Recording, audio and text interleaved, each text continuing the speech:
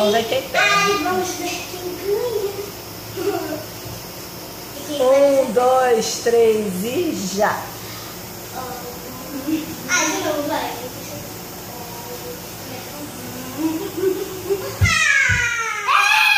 1-0 a Nicole. A Stephanie, vai lá. Não vai. 1, 2, 3 e já.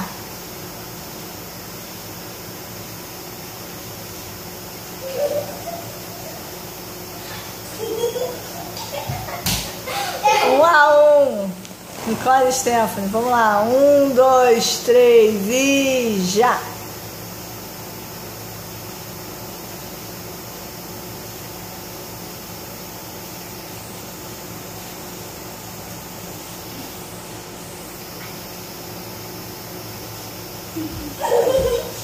Perdeu. Não. Não? Não, você também parou, você que perdeu. Mas ela perdeu. Ela não largou a posição.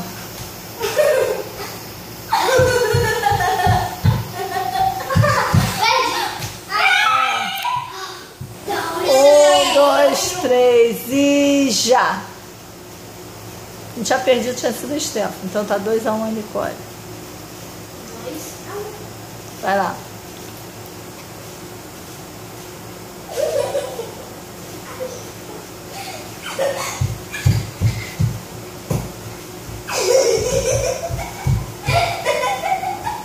Ai, 3-1 a Nicole. não, 2-2. 2-2. 1, Agora 2. mais uma partida pra aqui. 1, 2, 3 e já.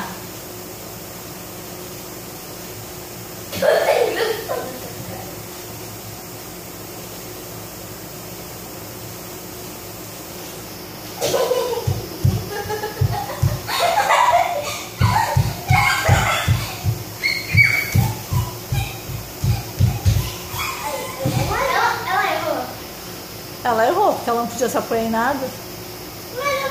Não, não pode se encostar em lugar nenhum. Se você se encostou, você impediu de cair. Então você perdeu. Então, 3-2, Nicole. Stephanie. 3-2? Então ela ganha a partida toda.